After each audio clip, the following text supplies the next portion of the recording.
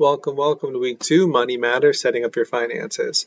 Whether you are a sales rep setting up a brand new roofing company or you're a contractor who's been doing it for 10 years, I think this is one of the most important classes that I have in the entire module, and it's super critical. So please take notes, reach out with any questions.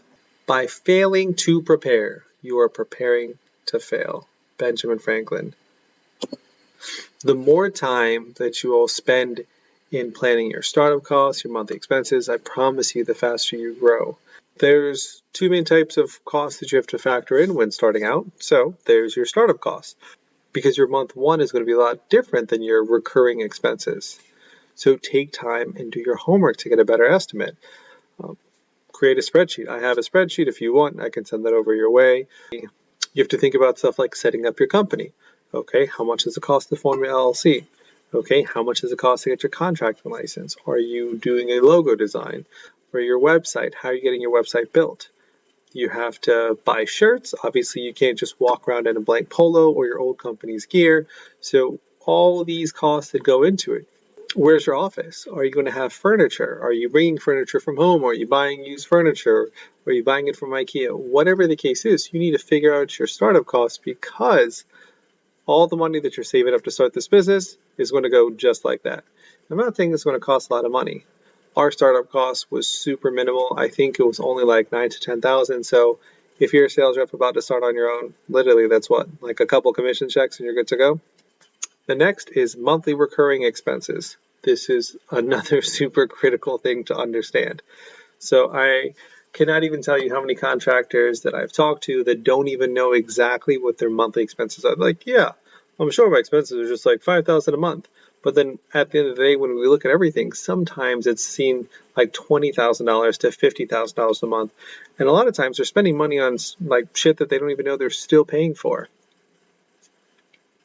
Monthly recurring expenses are super easy to calculate, regardless of if you're a current contractor. It's easy. Just literally go through your bank statements, all your credit card statements, and just see all the shit that you're paying for. Put it into a spreadsheet. Need help? I got you. If you're a sales rep just starting out, have a spreadsheet and just plug everything in, but you can just do your research. Like, what CRM are you using? We're using JobNimbus. So for instance, you can go on JobNimbus, check out their pricing, see how much it's actually going to cost, how many users you actually need starting up. Okay, cool. Phone system. What are you using? There's a lot cheaper options out there, so you don't need to get a company like RingCentral. By the way, they will lock you into a 3-year contract on auto renew and keep upping your charges, so just be very careful. But there's cheaper options out there, like for instance Grasshopper. Super affordable and cheap. You can get your costs down low. Google. You can't just have a whoeverroofing@gmail.com. You need to have a little bit more professionalism, so you're probably going to need a Google Business email, which is going to cost you about $12 a month per user. Bookkeeping. How much are you going to spend on, do you have a bookkeeper? Are you managing your books on your own? And then are you paying any employees? Do you have any 2 employees? And you get it. So, and anything else that you know you're going to be spending monthly. And this is mainly for right now, you're calculating your monthly recurring expenses. So those are the fixed ones. I'm not talking about like the variable expenses, like, okay, your subcontractors or materials or Eagle Views or anything that changes month to month, just depending on how much work you actually do. Remember, it is so much easier to scale up than it is to scale down. So one simple example is RingCentral or a phone system, right? So it's going to be so much easier for you to start off at the very, very basic and minimum and then scale up. Do you really need call recording right now? Probably not. You can start off in a smaller office space. That's what we did. And then just scale up from that point. Couple things to consider. This is something that I think helped us in our first year. But so subleasing a small office to get your business address. So you definitely need a business address. You can't just have your house or your like a basement or something like that. That is unprofessional. I apologize if I'm insulting anyone who that is your current situation, but the fact of the matter is you do need a business address, especially if you want to start getting larger jobs. So for us, we found a office building where someone had the entire floor and they were subleasing offices in the entire suite. I think starting out, our office was literally 500 square feet, super, super tiny, but it only cost us like $450 to $500 a month. which was amazing that we didn't have to worry about that. And then if you think about it, if you're actually doing what you need to do and you're building your business and you're getting busy, you're not going to be in your office. You're going to be out talking to customers. You're going to be out in the field. You're going to be anywhere but your office sitting down. Building your website. Try building it on GoDaddy or one of those other templated websites. Obviously, places like GoDaddy doesn't really work with the SEO in terms of being ranked, but starting off, it's going to take a year for you to get ranked anyways. So I would just say, start off by building it on like one of these platforms where you can literally just do it yourself. Design your logo. There is Fiverr, or there's some free services like Looka, Looka, and then you can go on there, type in your company name, and then just type in like an image of whatever you want, and then just go from there. You don't actually need to pay a graphics designer. Here is a sample spreadsheet of just the fixed expenses. Once you start organizing everything like this, then you'll understand like A, what is necessary, what is not necessary, and then B, how many jobs you need to complete monthly in order to cover your expenses. Because if you're not covering your expenses, it's simple enough, you're going to go out of business. Many roofers go out of business because they spend more than they have. Again, why this spreadsheet is super critical and important. One thing that I talked about in the last class is just how we use Chase Business Banking. So I'm sure other banks can do it the same way. I just am familiar with Chase, which is why I talk about Chase Business Banking. But so for us, we have 4 different checking accounts. With Chase, I know you can name them, so it's easy for us to know which one's which. The first account is the main account. Pretty straightforward and simple. Any money comes in, goes right into that account. No questions. That's simple enough. So that's your main bank account that you order checks from, ACH payments come in, the credit card processor, anything that you have comes in, goes into that account. Then we have another checking account, and I've labeled that the labor account. Many roofers go out of business just because of failed planning. They're spending more than they actually are making. What I teach everyone to have is to calculate your expenses. Simple spreadsheet can help you get set up with that. But there's a simple spreadsheet, calculates in terms of when you're doing your production, you're ordering, how much roughly your labor will cost. If it's asphalt shingle roofing, like you should know how much that is just at a pretty quick calculation. And then 1/3, just automatically, once that check's deposited, slide that right into the labor account. And that way I know that once the job's completed, there's 2/3 left to collect. When I collect that final check, I know 1/3 is then going to be paying my supplier, and then the other third is going to be profit that I can pay myself and then reinvest. The third account is a tax account. I would highly recommend you get a good tax professional that can create some estimates and budgeting, some forecasting for you, and so that every month you kind of know roughly, like, okay, cool, this is how much I made, this is roughly what I think I'm going to have to pay. And the fourth and final account is the profits account. So after all expenses are paid, move there. Sometimes, like on larger jobs, what I recommend is putting some of the profits aside, because you don't want to just take all the profits and just take it and spend it and go buy a car, go buy a boat, or just literally spend it on stupid shit as soon as you get it. The whole point of this is longevity. So take all that money, put into the profits accounts, and then figure out, okay, how much am I going to invest in marketing? Am I going to do a truck wrap? Am I buying a new fleet vehicle? Are we growing fast enough to where we're going to need, let's say, an in-house estimator, or whatever expenses that you're going to start planning for? Put some money aside, reinvest it in there, and then decide how much you're going to take and then pay yourself with that. Time to cover some basic accounting terms. I know, the real fun shit, right? A lot of us, we just push it off to our bookkeepers and our tax accountants. We say, yes, you deal with the numbers, I'll worry about growing the business. But I promise you, some terms it's super critical for you to understand. And the way to truly unlock your growth in your business is to understand exactly everything about your money. Revenue, very basic, money you make from selling your service. If you do roofing, sell a roof, there's your revenue. Expenses, what'd you spend to provide the service? Okay, how much did the materials cost? How much did the labor cost? Was there any other costs associated with that job? You take the revenue minus expenses, and that equals a profit. What you have left over after paying your expenses. Pretty basic. The most important terms: accounts receivable and accounts payable. Accounts receivable, also known as AR. This is the money that people owe you. So you are waiting to receive it. That's why it's called receivable. This is where I see many contractors fail. If you can go into your CRM, I know AccuLynx does it, I know JobNimbus does it, I know Job Progress does it, and I'm sure all the other CRMs do it. I know QuickBooks does it.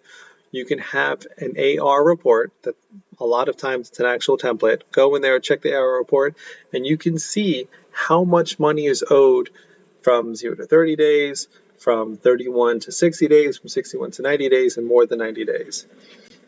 I remember part of the reason why the company that I was part of before and came in to help fix was because it was something ridiculous. It was almost like $1.2 million in accounts receivable. There was a reason why the business wasn't growing as fast as it was going to, and the reason why it was failing.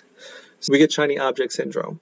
We chase the new customers coming in, the new jobs, and we forget about actually closing off the old one. To let you understand how important accounts receivable actually is there was this one sales rep who sold $1 million his first year, and I think he was only there for like 6 to 8 months. So he crushed it his first year, but he did not actually collect the final checks on a lot of those jobs. So he actually ended up costing the company $400,000 because when they completed all the work, so they had to pay all the subcontracts, they had to pay all the materials and everything associated with that.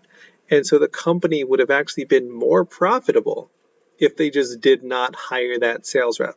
Please, please, please, I cannot stress this enough, pay money. Accounts payable, kind of the opposite. So this is the money that you owe. So you have to pay people. Are you paying your suppliers, your subcontractors, whoever else that you've contracted or hired for this job? This is your accounts payable. Again, also important to track. So please make sure you are keeping track of your finances and paying your people and collecting your money. We touched on this a little bit earlier, fixed versus variable expenses. So fixed expenses, these are costs that don't change that much no matter how much you sell. So rent, CRM, phones, etc. Very easy to calculate. Variable expenses, these costs change depending how much you sell. You can roughly estimate it, even though they're variable, you can still kind of get a ballpark number to see what's going on. So for instance, like your profit margin, right? So if you're selling at 40% profit, then you understand that roughly 30% is going to go to materials, 30% is going to go to labor. So you know roughly if you're selling this much amount of jobs in a month, how much is going to go to labor and materials. And then if you're ordering eagle views on every single job and you're not doing hand measuring or whatever the case is, then obviously you can factor that cost in as well. Equity, this is like owning a piece of something. So if you start a company with a friend and you both put in the same amount of money and work, you each own half equity. So for when we started our roofing company, I didn't own 100% of it. I actually didn't even own 50% of it. So it's just depending on what structure you want to do. For me, it was, well, I can achieve far greater if I partner up with someone else. And so I gave other people equity of the company. And then when we're looking to bring on different partners, we were exploring the option of just giving off a piece of equity just in terms of getting them to buy in. Cash flow. It is the movement of money in and out of your business. Think of it as tracking how much money you're making from selling roofs each day and how much you're spending on supplies. You just want to make sure that the money coming in is greater than the money going out. Very simple. Creating a budget, super important. A budget is like planning how many roofs you can do and how many supplies you can order without running out of money. If you over leverage yourself and you take on too many projects, it's the same thing like the last company I was talking about, where they were just doing too much work, not collecting enough money, and they were about to file for bankruptcy. Taking on too many jobs could make you spend more than you make, and your business could fail. And real quick, I know that a lot of this sounds like it's very negative and doomsday planning, but I just want you to understand how important it is to plan your finances. If you're a sales rep and you're killing it and you're going to go start your own company, sales clearly isn't your problem. And most of us came from sales and can sell, which is why we started our own company. So sales is never the issue. It's the finances aspect of it. And a lot of times we just push it off on an accountant or some other firm and say, oh, well, like I didn't know. But now I'm telling you, you should know. And I'm giving you the tools in order for how you will know. Estimating costs. Again, very basic. So depending on your region, in Maryland and the DC region, you can average anywhere between $550 to $800 a square for asphalt shingles. 800 is a little on the high end, but I would say you can probably get away with $700 to $750 depending on your quality of build. Quick tips for budgeting. On larger projects, you can work out special pricing with your supplier. Know your worth. Let's say you got a big project coming up. You can be like, Alex, I got this 500 square church coming up. What can you do with the pricing? Can we come down a little bit because I want to offer them some discounts? Or you all could make some more profits yourself and then just see what they say on it. Also, I would say, and not just about the materials, but on larger projects, talk to your subs as well. So a lot of times, if you're subcontracting out, we get calls all the time from subs calling us asking if we have more work for them because the company they're working with, they're not providing enough work for them. So steady work, especially in this economy, is if you're able to provide that, then there's some negotiation you can have. If there's a larger commercial project or a larger project, we're like, okay, I have this project. Like there's this condo complex and it's going to take, I think it was like 6 weeks. So it was, okay, from Monday through Friday, for 6 weeks, you know you are guaranteed getting work. So instead of this is your price per square for labor, we're going to come down a little bit and this is what your price per square for labor is going to be. Cash flow pro tips. Invoice quickly. Invoice quickly. I cannot stress this enough. As soon as the job is done, send that invoice. I'm talking about like the same day. If you're doing insurance work, you better show up the day of completion with a printed copy or your tablet or your phone to get them to sign that completion certificate to get the process moving, because we all know how long the insurance process takes. But if it's a retail job, that day that it's done, they better know exactly what's going on because you would have already called them or showed up on site, but send that invoice out instantly. This way, you get paid faster. Manage payments. For bigger jobs, you can actually not just ask for a deposit, but you can set up a payment milestone. So not just 1/3 on signing and then 2/3 when completing, but you can probably get some like halfway points, or maybe there's like 4 checkpoints, depending on what it is. Just communicate, be upfront with them, and then you can probably get more payments to keep your project moving a lot smoother. Have an emergency fund. Try to save some money as a safety net. If there's a slow season, which unless you're in the South, we almost always have slow seasons, or if there's any unexpected expenses, a truck breaks down, lawsuit, whatever the case is. I'm not trying to wish anything negative, but in business, negative shit happens. The more prepared you are, the better you'll do. This fund will help keep you going without having to borrow and without having to slow down. Monitor expenses. Regularly check on how much you're spending versus how much money is coming in. Same thing I told you earlier. I cannot even tell you how many business owners I've talked to that don't know exactly how much money they're spending on a monthly basis. Personally, every single week, I know my monthly expenses. I know how much I've spent for the month. I know how much we're projected to spend for the month. Use simple accounting software. So you can use QuickBooks. You probably are paying someone to use QuickBooks. You can also just use a simple spreadsheet. If you need help with this, don't hesitate to reach out. I have tons of spreadsheets on this. Write-offs.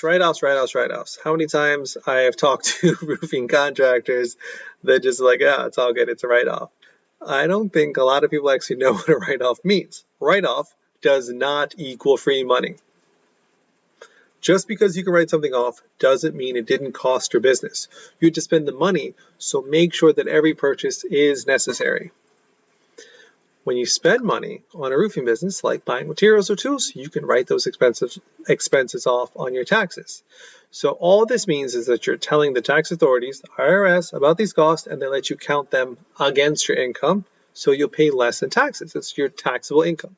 So let's say you made $100,000 in a year, but then you paid $60,000 in expenses. So therefore, you only made $40,000. So you're not going to get taxed at a $100,000 level. You're going to get taxed at $40,000. But remember, a write-off isn't free money. Even though write-offs can reduce your taxes, don't buy things just because they're write-offs. Every dollar spent should help your business grow or operate more efficiently. Don't just take the fellas out to Buffalo Wild Wings to get drinks just because it's a write-off. Don't go to Topgolf once a week or every single day just because it's a write-off.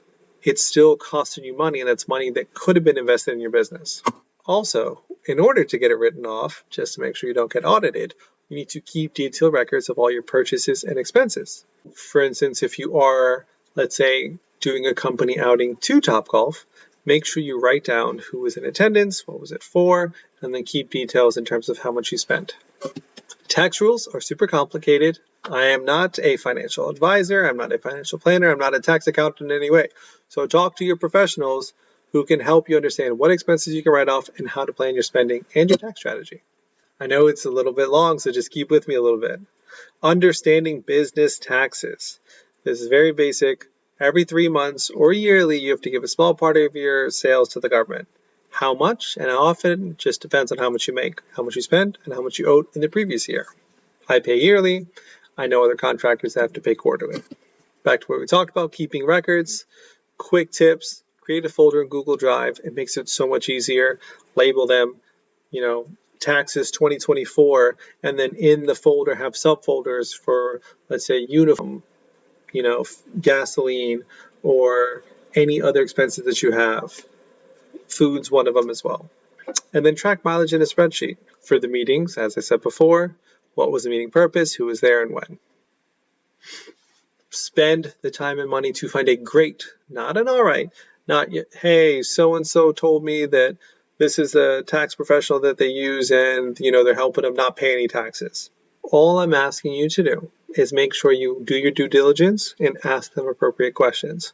If the person is not able to explain to you exactly how they're doing what they're doing, then that means they actually don't know themselves. I know we live in an age where social media and Instagram, everyone is a tax professional. There's so much information online. Find someone who's reputable that you trust, and they can give you strategies to reduce your tax liability. Also, with taxes, separately is bookkeeping. Do not cheap out on bookkeeping. One time I did that. I hired someone off Fiverr, and I was like, yeah, they're like an accountant back, in India or Bangladesh. I've been doing bookkeeping for 20 years. So sure, I'm like, yeah, it's just bookkeeping. Like, how hard can it be?